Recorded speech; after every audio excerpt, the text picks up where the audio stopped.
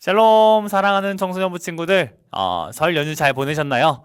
네, 여러분, 제가 인스타를 보니까 맛있는 것들도 많이 드시고 또 스키장 가서 노는 친구들도 있고 또 세뱃돈 많이 받은 친구들도 있더라고요. 그래서 여러분, 제가 인스타를 보면서 여러분 이번 설 연휴 정말 잘 보냈구나 라는 것들을 좀 보게 되었고, 오늘부터 2월 한 달 동안 우리는 학교에 관련된 말씀들을 좀 나눠보려고 합니다. 정확히는 원래 짜여진 커리큘럼 안에서 우리는 그럼 이 말씀들을 통해 학교에서 어떻게 살아가야 되지? 라는 질문에 대한 답들을 좀 찾아가 보려고 합니다. 3월이 되면은 여러분 정말 바쁠 거예요. 정신 하나도 없을 겁니다. 그렇기 때문에 이 3월 전에 2월에 우리가 학교에서 나는 어떤 크리스천으로 살아가야 되는가 라는 주제들을 좀 같이 살펴보려고 하고요. 그리고 무엇보다도 3월부터 우리가 올해에도 역시 학교 모임을 하려고 합니다. 여러분의 스쿨처치를 잘 모임을 가질 수 있도록 돕기 위해서 2월부터 미리 준비를 하려고 해요. 그래서 2월 한 달 동안 우리는 학교라는 주제를 놓고서 하나님 말씀을 좀 함께 살펴보려고 합니다. 오늘 우리가 함께 나눌 하나님 말씀은 창세기 9장입니다. 우리 영상과 함께 살펴보도록 하겠습니다. 하나님이 노아와 그 아들들에게 복을 주시며 그들에게 이르시되 생육하고 번성하여 땅에 충만하라. 땅의 모든 짐승과 공중의 모든 새와 땅에 기는 모든 것과 바다의 모든 물고기가 너희를 두려워하며 너희를 무서워하리니 이것들은 너희의 손에 붙였음이니라. 모든 산 동물은 너희의 먹을 것이 될지라. 채소같이 내가 이것을 다 너희에게 주노라. 그러나 고기를 그 생명되는 피째 먹지 말 것이니라. 내가 반드시 너희의 피 곧 너희의 생명의 피를 찾으리니 짐승이면 그 짐승에게서 사람이나 사람의 형제면은 그에게서 그의 생명을 찾으리라. 다른 사람의 피를 흘리면 그 사람의 피도 흘릴 것이니 이는 하나님이 자기 형상대로 사람을 지으셨음이니라. 너희는 생육하고 번성하며 땅에 가득하여 그 중에서 번성하라. 하나님이 노아와 그와 함께한 아들들에게 말씀하여 이르시되 내가 내 언약을 너희와 너희 후손과 너희와 함께한 모든 생물 곧 너희와 함께한 새와 가축과 땅의 모든 생물에게 세우리니 방주에서 나온 모든 것 곧 땅의 모든 짐승에게니라. 내가 너희와 언약을 세우리니 다시는 모든 생물을 홍수로 멸하지 아니할 것이라. 땅을 멸할 홍수가 다시 있지 아니하리라. 여러분 2주 전에 우리가 나눈 말씀 기억나시나요? 맞습니다. 바로 아담과 하와가 에덴 동산에서 죄를 지었다라는 것이고, 그들의 죄로 인해서 하나님과 세상 사이에서 제사장으로 살아가야 되는 아담이 더 이상 그럴 수 없게 되었다라는 것이었습니다. 그들은 저주를 받습니다. 하지만 하나님의 약속도 받습니다. 무엇이냐면은 반드시 내가 너희를 이 상황에서 구원해 줄게 라는 약속이었습니다. 그리고 실제로 하나님이 그 약속을 이루세요. 예수님을 통해서 이루십니다. 예수님은 실패한 아담과 다르게 성공적으로 제사장의 임무를 완수하십니다. 그래서 우리는 예수님을 통해서 하나님과의 관계를 회복할 수 있고 구원을 얻을 수 있고 또 저 하늘 나라에 갈 수 있게 되었다라는 것이 지난주 설교의 내용이었습니다. 2주 전 설교의 내용이었습니다. 그럼 오늘은 어떤 내용이냐? 아마 여러분 잘 알고 있으신 그런 내용일 거예요. 이 창세기 초반부는 사실 교회를 안 다닌 사람들도 많이 알아요. 노아의 방주 또 홍수 이야기가 오늘 본문의 배경입니다. 사실 오늘 본문은 그 홍수가 다 끝나고 방주에서 나오고 나서 무슨 일이 있었는가 이 부분을 놓고 다루는 내용이거든요. 그럼 오늘 본문의 배경에 대해서 좀 설명하겠습니다. 네, 어떤 일들이 있냐면요, 사람들이 이번에도 하나님의 말씀을 거역합니다. 그런데 어떤 식으로 거역을 하냐면은 하나님을 믿는 사람들까지도 마치 믿지 않는 사람들하고 똑같은 모습으로 살아갑니다. 심지어는 그들이 믿지 않는 사람들과 똑같이 살아갈 뿐만 아니라 그들에게 본이 되는 듯한 모습들도 보여줍니다. 그렇다면 여러분, 하나님께서 이 죄인들을 어떻게 다루셔야 되죠? 맞습니다. 하나님은 그들을 심판하셔야 됩니다. 그래서 하나님이 선택하신 방법이 무엇이냐면은 바로 홍수를 내리는 것이었습니다. 하나님은 홍수를 통해서 이 죄인들을 심판하기를 원하셨고, 그리고 그 심판을 이루십니다. 반면에 하나님을 믿고 있는 신실한 사람들에 대해서는 하나님께서 은혜를 베푸세요.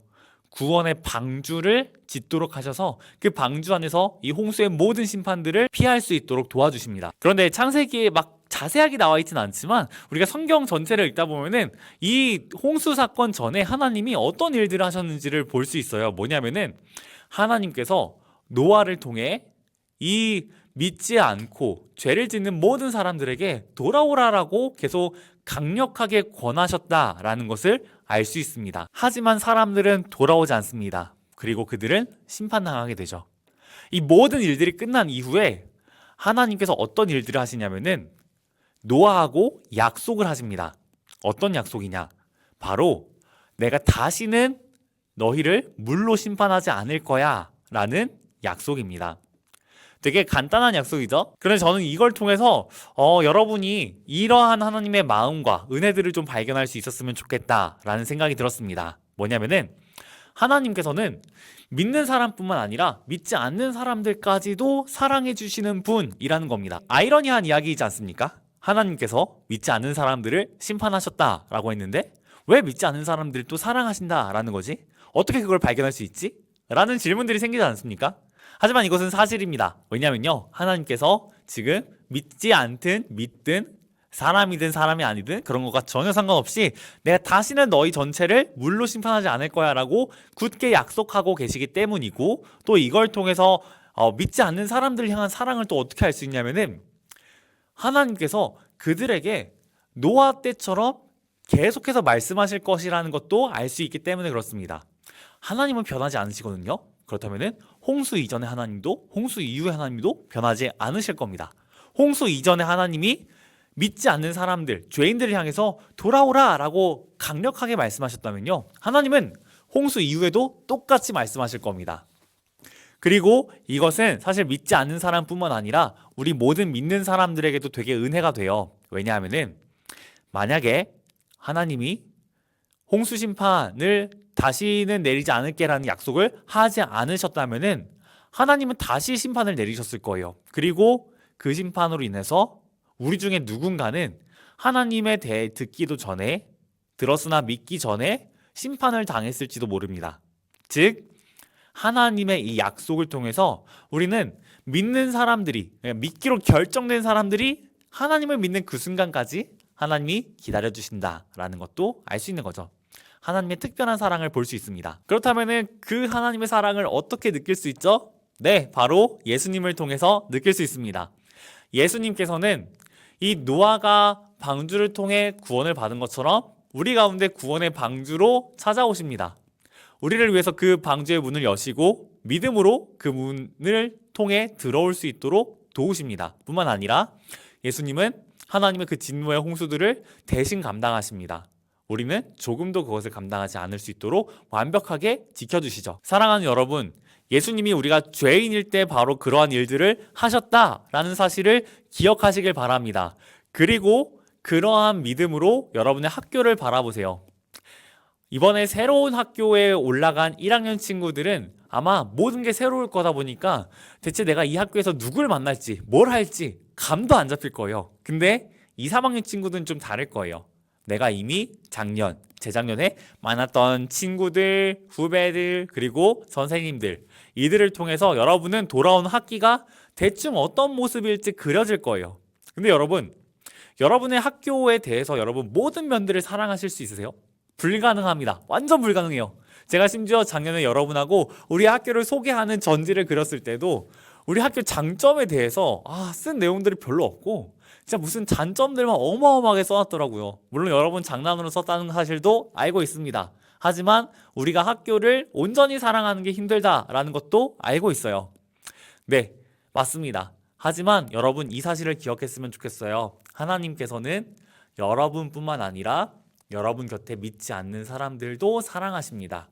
그들에게도 기회를 주고 계시고 그들에 대해서도 참고 계십니다. 뿐만 아니라 우리가 그들에게도 복음을 전하기를 원하세요. 근데 그걸 위해서 우리가 먼저 가져야 될 건 뭐냐면요, 바로 예수님의 시선입니다. 이 세상을 바라보는 예수님의 시선을 우리가 가져야 돼요. 특히 학교를 바라보는 여러분의 시선이 변화되어야 합니다. 그 전까지 여러분이 학교를 바라볼 때 어떤 안 좋은 점들만 바라보면서 분노하거나 아니면은 여러분 마음에 어떤 상처들로 가득한 것들을 경험하셨다면은 이제는 예수님의 눈으로 여러분 학교를 바라보셨으면 좋겠습니다. 특별히 이걸 하기 위해서 정말 필요한 거 뭐냐면은 여러분 자신을 예수님의 눈으로 바라보시는 일들이 필요해요. 나 같은 죄인을 위해서 그 구원의 방주의 문을 열어주시는 예수님의 그 눈. 나 같은 죄인을 위해서 이 땅에 내려와 주신 예수님의 그 눈. 나를 바라보시고 모든 걸 행하신 그 예수님의 눈을 여러분이 아셔야 됩니다. 그 눈으로 여러분 자신을 바라볼 때 여러분은 진짜 예수님의 사랑이 뭔지를 느낄 수 있고 또 그 사랑으로 누군가를 조금씩 바라볼 수 있게 돼요. 되게 힘든 일인 건 알지만 여러분 예수님을 믿고 조금씩 변화되었으면 좋겠습니다. 그리고 이 2월 한 달 동안 우리가 그렇게 학교를 위해서 우리의 모든 것들을 변화시켜 가면서 잘 준비해서 3월에 계약했을 때 학교에서 여러분의 모임도 성공적으로 잘 진행하기를 원하고 또 여러분을 통해서 많은 이들이 주님께 돌아오기를 간절히 소망합니다. 이걸 위해서 먼저는 예수님의 눈을 여러분이 갖기를 간절히 소망하며 제가 여러분을 위해서 기도함으로 모두 마치도록 하겠습니다. 기도하겠습니다. 사랑의 하나님, 우리와 같은 죄인들을 그냥 죄인으로만 보시는 게 아니라 사랑스러운 존재로 바라봐 주시니 감사합니다. 하나님, 당신의 눈으로 우리를 바라볼 수 있도록 우리의 눈에 변화를 더하여 주옵시고 당신의 마음을 갖고 주님, 우리 자신을 더 사랑할 수 있도록 바르게 사랑할 수 있도록 은혜 베풀어 주옵소서. 또한 하나님 이제 우리가 새 학기를 준비하고 있습니다. 학교에 가서 주님 그곳에 내 마음에 들지 않는 것들이 있을지라도 예수님의 눈으로 바라보기 위해 애쓰게 하여 주옵시고 기도하게 하여 주옵시고 또 예수님의 눈으로 바라봄으로써 주님의 사랑을 전하는 복음을 전하는 우리가 되게 인도하여 주옵소서. 그 안에 있는 죄인들을 예수님은 참고 계시다는 것을 믿게 하시고 또 우리가 믿는 예수님을 전하는 우리가 되길 원하오니 주님 우리를 사용하여 주시옵소서. 예수님의 이름으로 기도합니다. 아멘.